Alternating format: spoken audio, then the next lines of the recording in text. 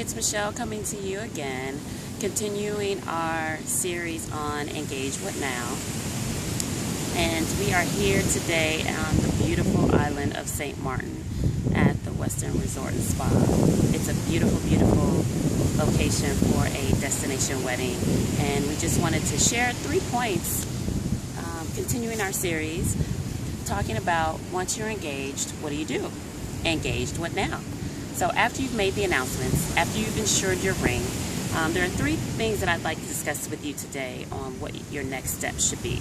So number 1 is budget. I know we talked about this in the last series, but I just want to stress how important it is to work within a budget or have a guideline to work with as you're planning your big day. So number 1, budget. Number 2, I would say hire a planner. Have someone on your team, have an advocate for you, someone that will help you go through those steps of planning your wedding, an expert in the industry. You need an expert in the industry to partner with you. Whether it is for full service planning, which can go through every step depending on what type of bride you are, whether or not you're a do-it-yourself bride and or a bride that is very busy, or just a bride that just doesn't know what to do next. Doesn't matter. Partnering with a professional, qualified planner is very important. Also, if you just decide that you are experienced in some of those areas, there's some things that you know, and you know exactly where you want to have your wedding, you know, have a caterer in mind, you have those connections, that's fine. But also contracting a day of coordinator, which was what we call a month of coordinator, early the better.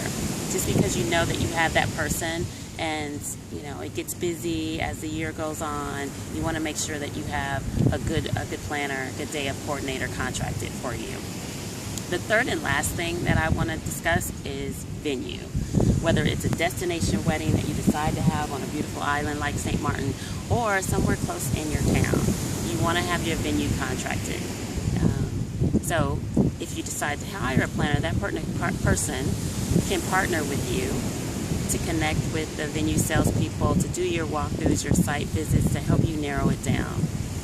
So again, those are the 3 top things you want to do. You want to budget, you want to hire a planner, and you want to contract your venue. Beyond that, then you just go step by step with a planner or with a plan that you have in place to continue your planning process. I want to thank you for listening. Don't forget to subscribe. Again, this is Michelle Harrison from My Dreams Events, and we are continuing our Engaged What Now series. Thank you.